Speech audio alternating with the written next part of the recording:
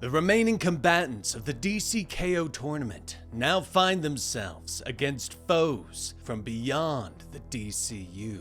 Superman versus Homelander, Wonder Woman versus Red Sonja, and much more. The Earth is being consumed by fire. The heart of apocalypse ravages the land beyond comprehension. Energy crackles from above, and the World Forger and Grodd plummet to the Earth.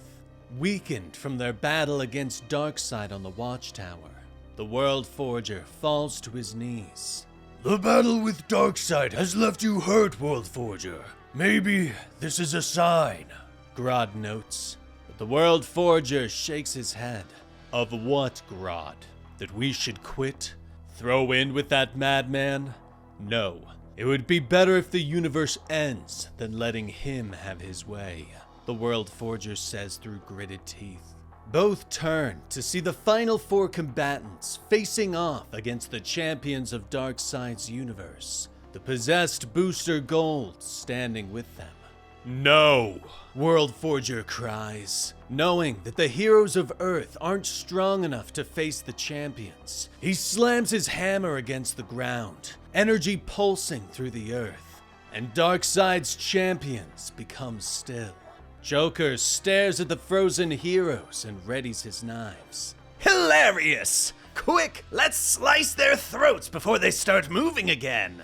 But World Forger shakes his head, explaining that the stasis will be broken if anyone touches the absolute champions. And let me guess, we would lose? Luthor asks. World Forger nods and explains that the absolute champions were forged in the energy of an Omega universe. You do not have the power to fight them. Yet, he whispers. He holds out his hammer, reforming fallen combatants from the dust of the Earth. Black Lightning, Plastic Man, Batwoman, and Star Sapphire suddenly appear before the other heroes. Plastic Man looks around the destroyed Earth. Am I in hell? This feels like hell, he notes. World Forger slams his hammer down once more, opening glowing fissures in the Earth. I will reach out to the worlds beyond and bring new champions into these reality fissures. You all must enter the fissures, fight the champions, and I will collect the Omega energy produced. Then, I will transfer the energy into the final four to finish this fight, the World Forger tells them, urging the heroes to hurry. The 8 heroes of Earth each rush into a different fissure, new worlds appearing before their eyes. Black Lightning and Plastic Man suddenly tumble down into a strange arena. A ninja clad in blue stands before them. Shang Tsung stands atop a nearby dais. Who dares interrupt this most sacred Mortal Kombat? For that, you must fight! The sorcerer orders. Sub-Zero steps forward, cool energy beginning to form in his hand. Wonder Woman finds herself within a coliseum, a crowd cheering around her. An announcer steps forward. Welcome, fans and friends, to a battle of the most dangerous women on the planet. At the far end of the Coliseum stands the Princess of Themyscira, a Wonder Woman! The announcer bellows. Diana watches as the gate at the far end of the arena opens, and a red-haired, well-armed woman steps out. And on the other side, the Crimson She-Devil, Red Sonja! The announcer declares as Red Sonja prepares to fight. The Joker finds himself standing before a house in a quiet suburban neighborhood. He smiles broadly and steps inside. Quaint! Could use a bit more vandalism, though, he whispers. Suddenly, there is the sound of movement behind one of the doors. Joker opens the door to find the doll Annabelle staring at him. Oh, what do we have here? A little doll? Won't this be fun? He says with a laugh. Batwoman finds herself standing within a gothic castle, the owner sitting upon a throne.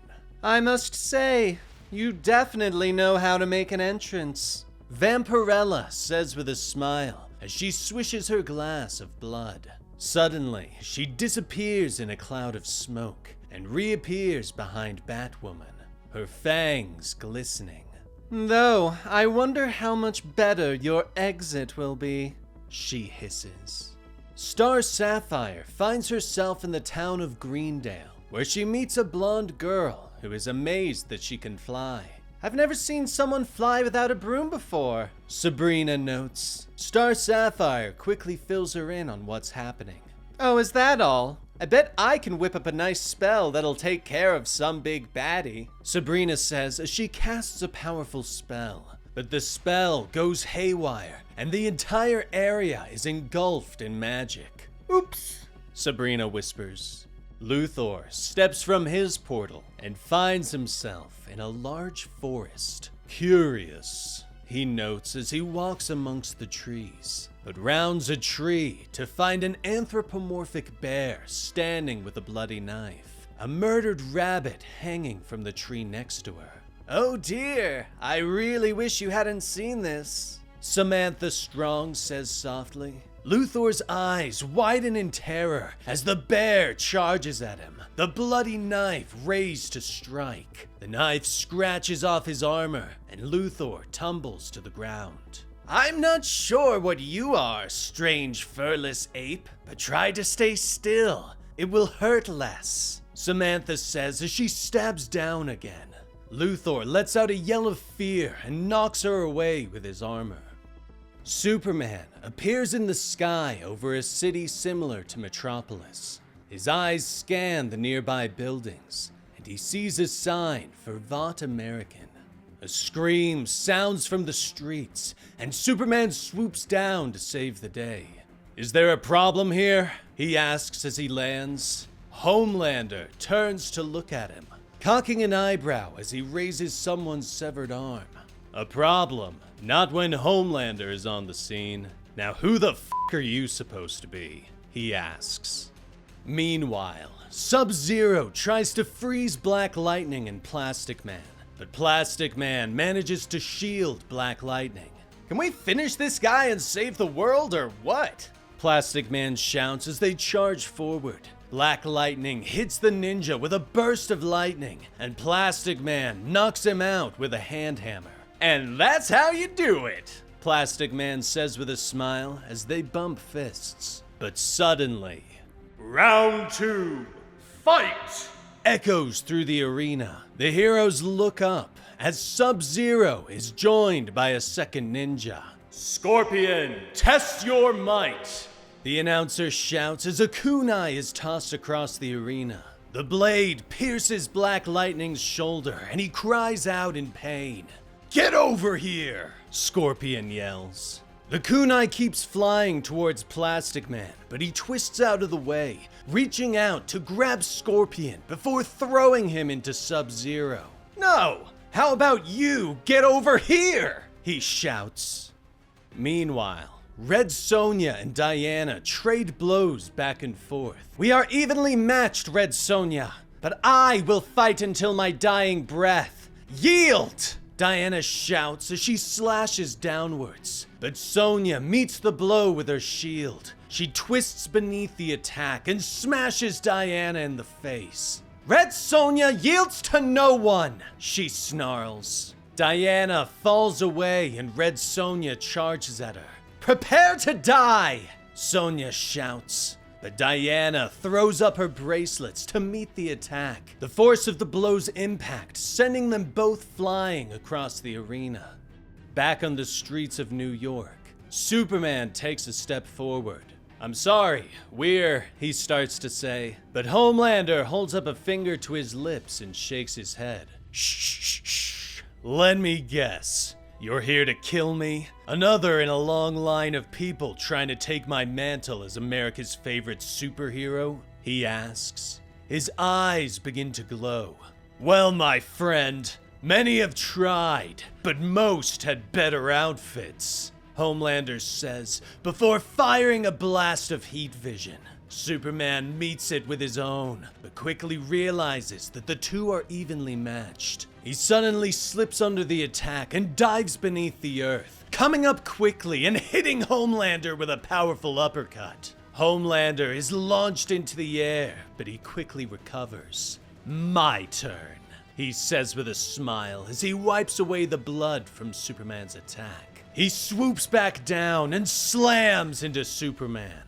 Outside the fissures, World Forger can feel the Omega energy gathering into his hammer, but his body is weakened from the fight with Darkseid. Suddenly, he staggers and falls away. Grodd moves quickly and catches his friend. He looks at the hammer with dismay. No, without his control, the fissures are collapsing on each other. If they merge, the energy will coalesce and Darkseid will win, Grodd whispers. Meanwhile, Joker is sitting at a tea party with Annabelle. "Oh, Annabelle, you are a wicked one, aren't you? Why, your stories are almost as hilarious as my own," Joker says as he sips his imaginary tea. Annabelle says nothing. Joker's smile drops away, and he slams the teacup into the table, smashing it. "Which really just makes me mad," he snarls as he reaches forward with the jagged cup and prepares to stab her. But the wall suddenly implodes as Superman and Homelander come flying through it. Joker stares at them in shock before turning back to see Annabelle's chair is empty. "Now where is that wretched doll?" He turns in surprise to find her standing behind him. Homelander smiles down at Superman. "And here I thought you were going to be a challenge, Superman," he says with a grin. Superman suddenly lashes out and headbutts Homelander, knocking the homicidal hero away. I was about to say the same thing. Behind them, Joker grabs Annabelle by the leg and begins to slam her against the ground. "I saw you move! I know it! I saw you move!" he shouts. But the worlds continue to collide, and the heroes find themselves in the Colosseum, fighting the various champions of the multiverse. Back on Earth, the World Forger slowly recovers, reaching for his hammer. "I have failed. The realities are collapsing, folding in on each other until the universe dies. Without someone to wield the hammer and direct the Omega energy, we are lost," he gasps. But Grodd shakes his head, his eyes glowing as he connects their minds. No, I can help you. We can reach out together. Direct the Omega energy by connecting my mind with our champions. Grab the hammer and do what we came here to do, Grodd orders. World Forger reaches out and takes his hammer. He can feel the Omega energy flowing through it, and he finishes his task, leeching the Omega energy from those he called forth before sending them back to their own realities. "Not yet. Not until this Boy Scout is dead and buried," Homelander shouts as he reaches for Superman's throat. But the battle ends, and the champions are returned to Earth once more. The others, those that fought and lost in the tournament, are returned to the dust, transformed into stone sentinels to oversee the final battle. The World Forger pours the Omega energy into the final four: Superman, Wonder Woman, Lex Luthor, and the Joker. The final champions look to World Forger. "It's time. Let's finish this. Once and for all," Superman tells him as they turn to the absolute champions. World Forger nods and slams his hammer down once more. The stasis that holds the absolute champions falls away, and the two groups rush at each other. The final battle has begun. And that was the complete story for DCKO Boss Battle by Jeremy Adams. Quite the crossover issue, and I want to hear which crossover was your favorite in the comments down below. And like and subscribe to help out the channel. I'm Dan with Comicstorian, and we will see you next time. Rest in peace, Benny.